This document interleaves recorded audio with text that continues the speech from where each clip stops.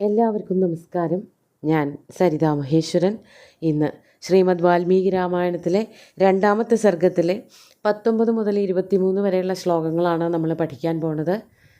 ഈ ശ്ലോകങ്ങളിൽ മുനി വാൽമീകി തിരിച്ചു വന്നിട്ട് എന്തൊക്കെയാണ് സംഭവിച്ചത്, എന്താണ് മനസ്സിലുണ്ടായ മാറ്റങ്ങൾ എന്നൊക്കെയാണ് പറയണത്. നമുക്കാദ്യം 19ാമത്തെ ശ്ലോകം നോക്കാം.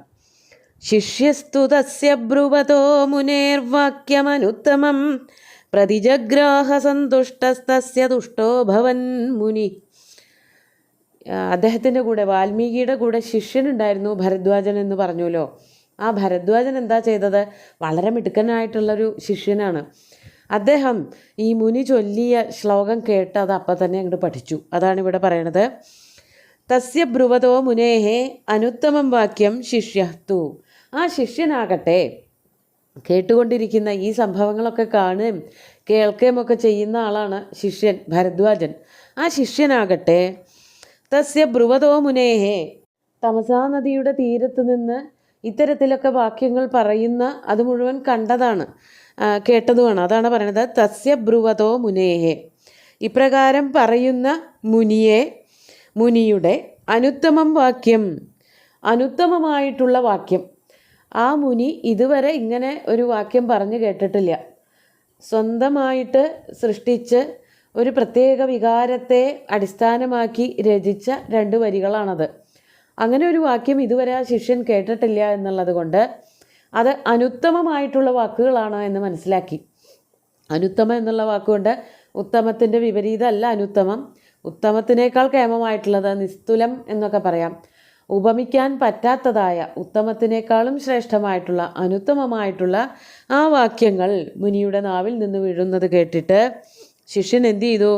ശിഷ്യഹാതു പ്രതിജഗ്രാഹ, ആ ശിഷ്യൻ അത് മുഴുവനും കേട്ട പാടെ പഠിച്ചു വയ്ക്കുകയും ചെയ്തു. വളരെ മിടുക്കനായിട്ടുള്ള ശിഷ്യനാണ്. അതടുത്ത ശ്ലോകത്തിൽ പറയും. ശ്രുതവാൻ എന്നൊരു വാക്ക് ഭരദ്വാജനെ വിശേഷിപ്പിക്കാൻ കവി ഉപയോഗിക്കുന്നുണ്ട്.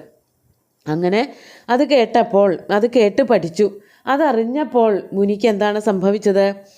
തസ്യ തുഷ്ടോ അഭവൻ മുനി. തസ്യ എന്ന് പറഞ്ഞാൽ തസ്മിൻ എന്നുള്ള അർത്ഥത്തിലാണ്. അതായത് ഈ വരി കേട്ട് പഠിച്ച അവനിൽ മുനിയും സന്തുഷ്ടനായി.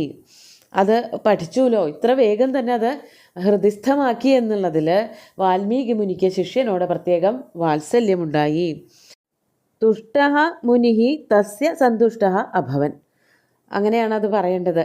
ഇത് കേട്ട മുനി അവനോട് പ്രസാദിച്ചു. അതായത് അദ്ദേഹത്തിനോട്, തൻ്റെ ശിഷ്യനോട് ആ ഒരു സന്തോഷം പ്രകടിപ്പിക്കുകയും ചെയ്തു. തൻ്റെ ശിഷ്യൻ ഇത് പഠിച്ചെടുത്തുല്ലോ എന്നുള്ളതിൻ്റെ സന്തോഷം പ്രകടിപ്പിച്ചു. മിടുക്കനാണ് എന്നുള്ള അനുഗ്രഹ വാക്കുകൾ, അനുമോദനം ഒക്കെ അറിയിക്കുകയാണ് ഉണ്ടായിട്ടുണ്ടാവുക. അതാണ് ഇവിടെ സന്തുഷ്ടനായ മുനി അവനിൽ സന്തോഷിക്കുകയും ചെയ്തു. തസ്യ എന്നാണ് ഷഷ്ഠി വിഭക്തിയിലാണ് പറഞ്ഞിരിക്കുന്നതെന്ന് എങ്കിലും തസ്മിൻ സന്തുഷ്ടഃ അഭവത്, അവനോട് ആ സന്തോഷം അറിയിക്കുകയും ചെയ്തു, അവനിൽ സന്തുഷ്ടനായി എന്നർത്ഥം. ഇനി 20ാമത്തെ ശ്ലോകത്തിൽ കുളിയെ പറ്റിയിട്ടൊന്ന് ചുരുക്കി പറയുന്നുണ്ട്. കുളിക്കാനും സന്ധ്യാവന്തനം ചെയ്യാനൊക്കെ ആണല്ലോ താമസയിലേക്ക് വന്നത്. ആ കാര്യത്തിനെ പറ്റി പറയണില്ല എന്ന് ഞാൻ കഴിഞ്ഞ ദിവസം പറഞ്ഞിരുന്നു. അതല്ല, ചുരുക്കി ഒന്ന് വർണ്ണിക്കുന്നുണ്ട്. നമുക്ക് 20ാമത്തെ ശ്ലോകം നോക്കാം. സോഭിഷേകം തതഃ കൃത്വാ തീർത്ഥേ തസ്മിൻ യഥാവിധി തമേവ ചിന്തയന്നർത്ഥമുപാവർത്തത വൈമുനി.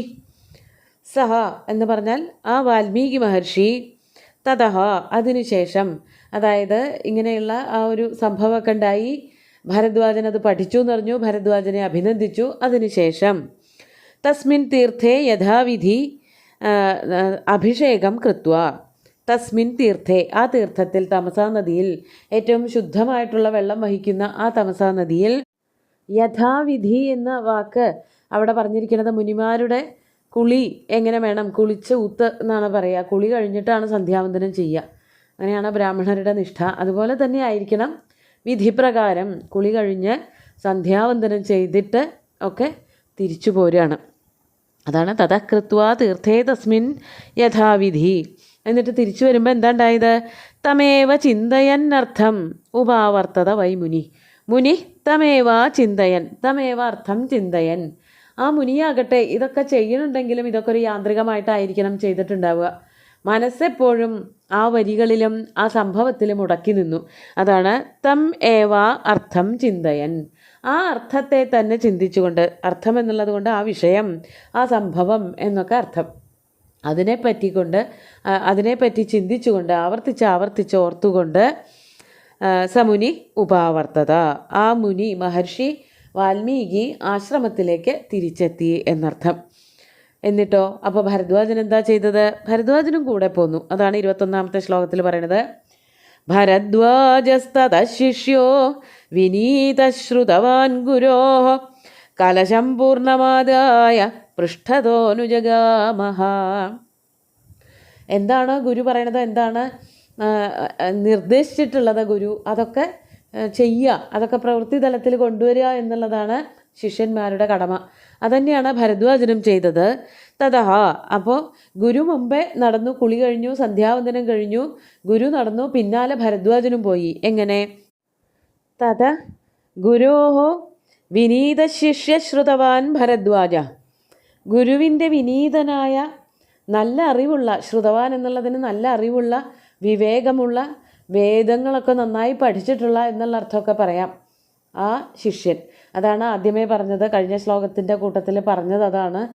പെട്ടെന്ന് തന്നെ പറഞ്ഞതൊക്കെ പിടിച്ചെടുക്കുന്ന കൂട്ടത്തിലാണ്, മനസ്സിലാക്കുന്ന കൂട്ടത്തിലാണ്, നല്ല കേൾവി ശക്തിയുള്ള കൂട്ടത്തിലാണെന്നുള്ള ആ അർത്ഥത്തിലും ശ്രുതവാൻ എന്നൊക്കെ വേണമെങ്കിൽ പറയാം. അങ്ങനെയുള്ളവനായ, വളരെ വിനീതനായ ഗുരു എന്താണോ പറയണത് അത് പ്രവർത്തിച്ച് കാണിച്ചു കൊടുക്കുന്നവനായ ഭരദ്വാജൻ എന്ന ശിഷ്യൻ, അദ്ദേഹം കലശം പൂർണ്ണം ആദായ പൃഷ്ഠത അനുജഗാമ. ഒരു കുടം കൊണ്ടുവന്നിട്ടുണ്ടായിരുന്നല്ലോ, ആ കുടം നിറച്ചിട്ട്, ആ കുടം മുക്കി ആ പുഴയിൽ നിന്ന് വെള്ളം നിറച്ചെടുത്തിട്ട് പൂർണ്ണമാക്കിയിട്ട് ആദായ എടുത്തിട്ട് പൃഷ്ഠത മുനിയുടെ പിന്നാലെ അനുജഗാമ നേരെ പിന്നിലായിട്ട് നടക്കുകയും ചെയ്തു. മുനി എങ്ങടാണ് പോയത്? ആശ്രമത്തിലേക്കാണ് പോയത്. ശിഷ്യനും ഈ നിറച്ച കുടവുമായിട്ട്, വെള്ളം നിറച്ച കുടവുമായിട്ട് ആശ്രമത്തിലേക്ക് എത്തി എന്നാണ് ഇവിടെ 21ാമത്തെ ശ്ലോകത്തിൽ പറയുന്നത്. നമുക്ക് 22ാമത്തെ ശ്ലോകം നോക്കാം. സപ്രവിശ്യാശ്രമപദം ശിഷ്യേണ സഹധർമ്മവിത് ഉപവിഷ്ടഃ കഥാശ്ചാന്യാശ്ചകാര ധ്യാനമാസ്ഥിത. സ ആശ്രമപദം പ്രവിശ്യ, ആ വാൽമീകി മഹർഷി ആശ്രമപദത്തിൽ എത്തിച്ചേർന്നിട്ട് ആരോട് കൂടിയിട്ട്? ശിഷ്യേണ സഹ, ശിഷ്യനോട് കൂടിയിട്ട്, ധർമ്മജ്ഞനായിട്ടുള്ള ആ വാൽമീകി മഹർഷി ആശ്രമത്തിലെത്തിയിട്ട്.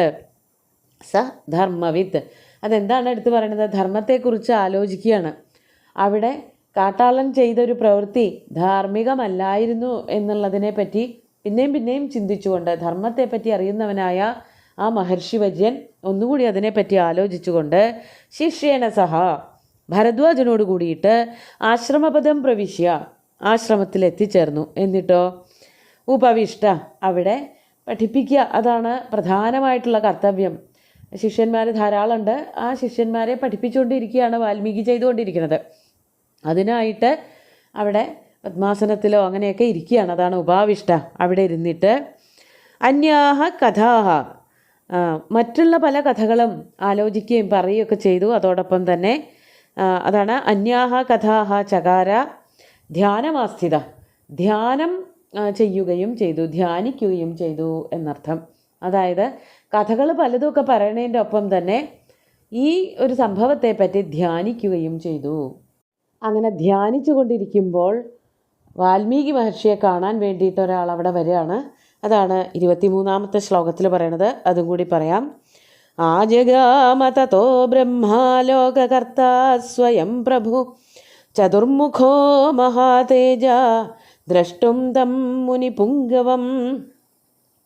തതഃ, അതിനുശേഷം വാൽമീകി അവിടെ ധ്യാനിക്കുകയും ചില കഥകളൊക്കെ പറയുകയും ചെയ്തിരിക്കുന്നതിൻ്റെ ഇടയ്ക്ക് ലോകകർത്ത സ്വയം പ്രഭു ബ്രഹ്മ, ആ ബ്രഹ്മാവിൻ്റെ വിശേഷണം പിന്നെയും കൊടുക്കുന്നുണ്ട്. ചതുർമുഖോ മഹാതേജ എന്നുള്ളതൊക്കെ ബ്രഹ്മാവിൻ്റെ വിശേഷണങ്ങളാണ്. അങ്ങനെയൊക്കെയുള്ള ബ്രഹ്മാവ്, ലോകത്തെ ഇപ്രകാരം സൃഷ്ടിച്ചവൻ, സ്വയം പ്രഭുവാണ്, തന്നെ സൃഷ്ടിച്ച, അതായത് സ്വയംഭൂ എന്നോ തനിക്ക് തന്നെ പ്രഭുവായിട്ടുള്ളവൻ എന്നൊക്കെയുള്ള അർത്ഥത്തിലാണ് സ്വയം പ്രഭു എന്ന് പറയുന്നത്. അവരവർ സ്വയം സൃഷ്ടിക്കപ്പെടുകയാണ് ഉണ്ടായത്. ആ ബ്രഹ്മാവ് ലോകം മുഴുവനും സൃഷ്ടിച്ചു. അങ്ങനെയുള്ള ആ മഹാതേജസ്വിയും ചതുർമുഖനുമായ ആ ബ്രഹ്മാവ് എന്തിനാണ് വന്നത്? തം മുനിപുങ്കവം ദ്രഷ്ടും ആജഗാമ. ആ മുനിപുങ്കവനെ കാണാൻ വേണ്ടിയിട്ട്, ആ മുനിശ്രേഷ്ഠനെ, പുങ്കവപദം ശ്രേഷ്ഠവാചിയാണ്, മുനിശ്രേഷ്ഠനെ കാണാൻ വേണ്ടിയിട്ട് ആശ്രമത്തിലേക്ക് വന്നു. സാധാരണഗതിയിൽ എത്ര നേരം ധ്യാനിച്ചാലും തപസ് ചെയ്താലും ഒക്കെയാണ് ബ്രഹ്മാവ് പ്രത്യക്ഷപ്പെടുക. ബ്രഹ്മാവ് പ്രത്യക്ഷപ്പെടുമെങ്കിലും ഒരാളെ കാണാൻ വേണ്ടിയിട്ട് ആ ആളുടെ ആശ്രമത്തിലേക്കോ ഗൃഹത്തിലേക്കോ ഒന്നും പോവുക പതിവില്ല. എന്നാൽ ഇവിടെ നമുക്ക് കാണാൻ പറ്റുന്നത് വാൽമീകിയെ കാണാൻ വേണ്ടിയിട്ട് ബ്രഹ്മാവ് വാൽമീകിയുടെ ആശ്രമത്തിലേക്ക് വന്നു എന്നാണ്. അത് വലിയ അത്ഭുതകരമായിട്ടുള്ള ഒരു കാര്യമാണ്. അതെന്തുകൊണ്ടാണ് വന്നത് എന്നുള്ളതിന് പ്രത്യേക കാരണമുണ്ട്. സരസ്വതി പ്രസാദം ഉണ്ടായിട്ടുണ്ട്. സരസ്വതി എന്ന് പറഞ്ഞാൽ ബ്രഹ്മാവിൻ്റെ പത്നിയാണ്. തൻ്റെ പത്നി ആരിലോ പ്രസാദിച്ചു, ആ ആൾക്ക് അത്രയ്ക്ക് കഴിവുണ്ടെങ്കിൽ മാത്രമേ അങ്ങനെ ഒരാളിൽ സരസ്വതി പ്രസാദിക്കുള്ളൂ എന്നുള്ള തിരിച്ചറിവ് ബ്രഹ്മാവിനുണ്ട്. അതുകൊണ്ടാണ് അത്രയ്ക്ക് ശ്രേഷ്ഠനായിട്ടുള്ള ഒരാളെ നേരിട്ട് പോയി കാണുക തന്നെയാണ് വേണ്ടത്. ഇങ്ങനെ ഒരു തരത്തിലുള്ള സരസ്വതി പ്രസാദം ഇതുവരെ ഉണ്ടായിട്ടില്ല, വേദങ്ങൾക്ക് ശേഷം പിന്നെ ഉണ്ടായിട്ടില്ല എന്നുള്ള ആ ഒരു അറിവോടൊക്കെ കൂടിയിട്ടാണ് ബ്രഹ്മാവ് വാൽമീകി മഹർഷിയെ കാണാൻ വേണ്ടിയിട്ട് ആശ്രമത്തിലേക്ക് വരുന്നത്. അങ്ങനെ അദ്ദേഹത്തിനോട് സംസാരിക്കാനും വാൽമീകിയെ അഭിനന്ദിക്കാനുമൊക്കെ ആയിട്ട്